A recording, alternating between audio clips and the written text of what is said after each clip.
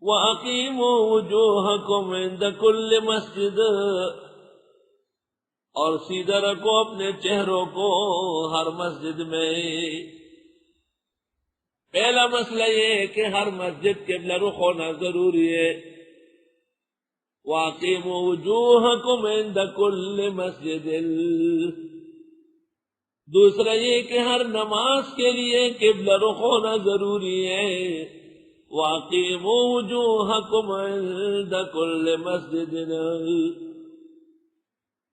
اور تیسرا یہ کہ مسجد بول کر مصروف مراد ہے، ظرف مراد نہیں، یعنی ہر نماز کے لیے درست طریقے سے کھڑے ہو جاؤ۔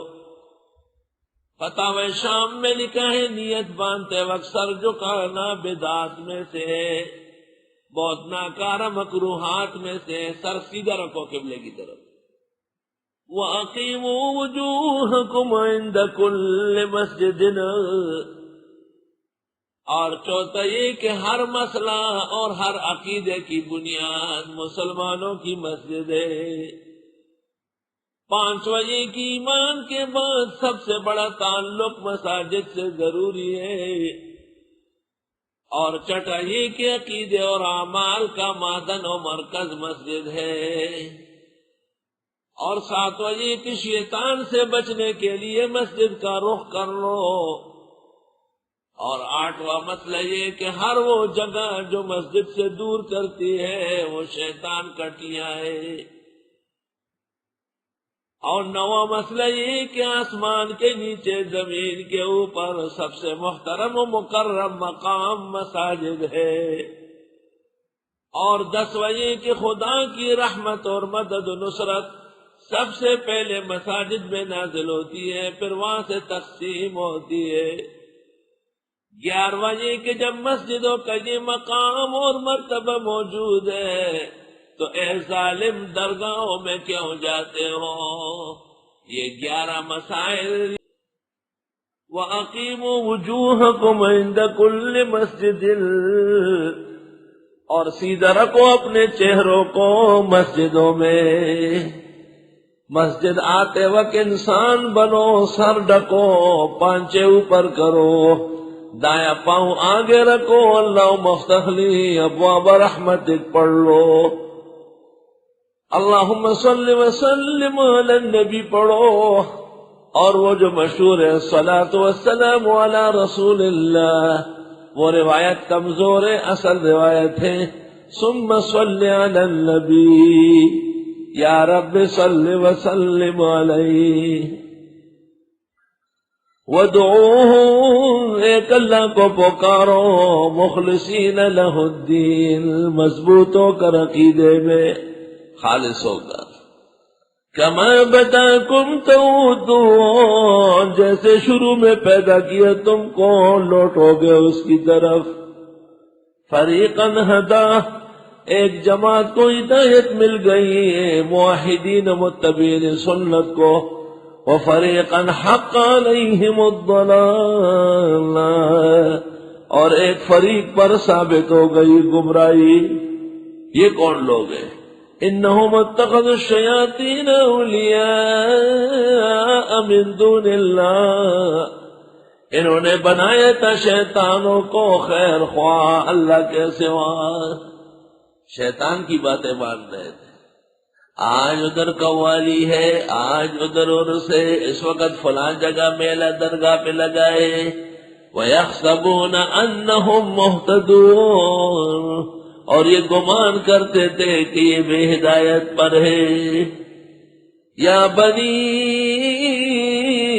آدم خذوا زینتکم عند کل مسجد، اے بنی آدم اختیار کر لو خوبصورتی، بناؤ سنگار مسجد کے لیے۔ مسجد جاتے وقت خوشبو لگانا سنت طریقہ ہے، مسجد جاتے وقت نئے یا صاف اچھے کپڑے پہننا سنت طریقہ ہے۔ اور ہر مسجد سے مراد نماز بھی ہے، یعنی نماز کے لیے جو خوشبو، جو کپڑے، جو بناؤ سنگار ہے، یہ سب کے سب احکام دین میں سے ہے، اور علماء لکھتے ہیں اس کا حساب نہیں ہوگا۔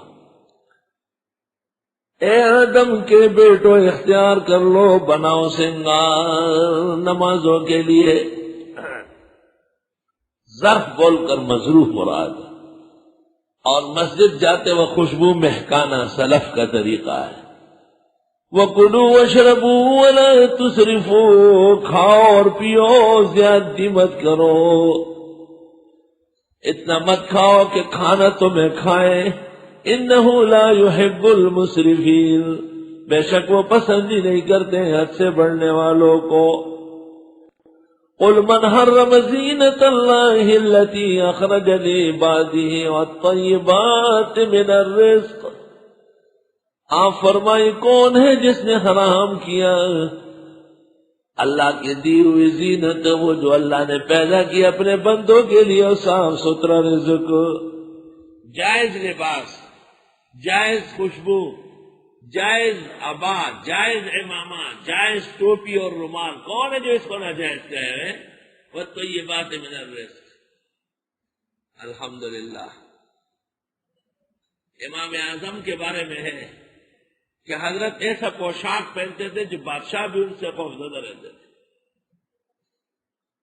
بہت خوش پوشاک تھے امام ابو حنیفہ رحمہ اللہ، شاہانہ لباس میں رہتے تھے. شاگردوں کو بھی وصیت کی کہ علم کی عزت ہے اس میں، اچھا لباس پہنو. اور امام ابو حنیفہ کا جب انتقال ہوا تو 500 پگڑیاں اور 500 سوٹ رہ گئے تھے. صوفیہ تو کہتے ہیں کہ 3 جوڑے ہونا چاہیے، ایک عام نمازوں کے لیے، دوسرے جمعے کے لیے، اور تیسرا مہمانوں کو بس ختم.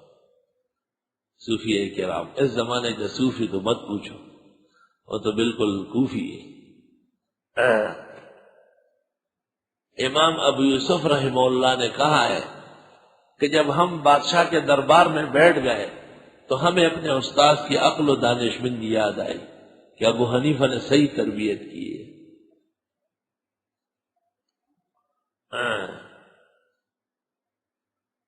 اور امام مالک رحمت اللہ علیہ مسجد نبوی میں اس جگہ بیٹھ کر درس دیتے تھے جہاں عبداللہ بن مسعود درس دیتے تھے. اور جب گھر سے نکلتے تھے تو اس سے پہلے شاگرد ان کے گھر سے لے کر مسجد نبوی تک خوشبو مہکا دیتے تھے. اس خوشبو کے راستے سے مالک نکلتے تھے اور روزانہ نیا سوٹ پہنتے تھے اور شام کو درس کے بعد اسے خیرات کرتے تھے. اگلے دن درس میں پھر دوسرا نیا سوٹ، نیا کرتا شلوار، نیا عبا، نئی لاٹھی، نئی پگڑی، نیا جبہ، سب چیزیں نئی نئی. روزانہ 360 دن سال کے 360 جوڑے خیرات ہوتے. مالک الملابس کہلاتے ہیں، مالک الرجال والاسانید. اور انتقال کے وقت 100 پگڑیاں تیار رہ گئی. دیکھیے سیر و اعلام النبلاء ذہبی کی. ہارون رشید نے پتہ کیا کہ امام مالک کی خوشبو کہاں بنتی ہے. پتہ چلا کہ یمن میں بنتی ہے. یمن والے کو کہا تو انہوں نے کہا 10 سال کی بکنگ مالک کی موجود ہے، 10 سال کی بکنگ ہے، 10 سال کے بعد جو بنے گی وہ بادشاہ سلامت کو دیں گے. ہارون رشید کو پتہ چلا تو اس نے ایک بکسہ اٹھا کر کے ہارون رشید کو بھیجا. امام مالک کو پتہ چلا کہ بادشاہ کو خوشبو چاہیے تو حضرت نے ایک بکسہ خوشبو کا مدینے سے بھیجا. ہارون رشید کہا کرتے تھے ایک طرف ساری سلطنت اور دوسری طرف امام مالک کی بھیجی ہوئی خوشبو. ایسی قیمتی تھی. اعلیٰ ترین خوشبو وہ مشک ہے، دوسرے نمبر پر پھر گلاب ہے، اور تیسرے نمبر پہ چمبیلی. گلاب دا اصلہ شہزادہ دے رامبیل چامبیل نو کران نیولی دینا. اور وہ خوشبو جسے تبلیغی بانٹتے ہیں اس سے دور رہو، اس سے کپڑے خراب ہو جائیں گے اور ہاضمہ کمزور ہو جائے گا. وہ 1 روپے کے 4 شیشیاں ہوتی. خوشبو کی مثال چائے کی ہے، اگر اعلیٰ ہے تو دل پسند ہے اور اگر گٹھیا ہے تو نہایت نقصان دہ ہے.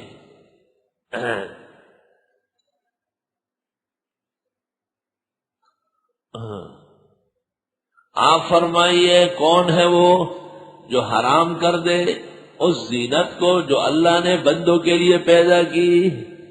اور صاف ستھرے روزی، عجیب بات سنو کہ زیب و زینت پہلے ذکر کیا اور رزق بعد میں ذکر کیا. اس لیے اگر کمزور سالن ہے، کم قیمت ہے، لیکن اچھے برتنوں میں اور اچھی سیٹنگ کے ساتھ ہے تو عزت ہے. اگر اعلیٰ بریانی ہے اور عمدہ روسٹ ہے اور شاندار پلاؤ قورمہ و خورما ہے لیکن برتن صاف نہیں ہے تو کوئی بھی پسند نہیں کرے گا اس کو.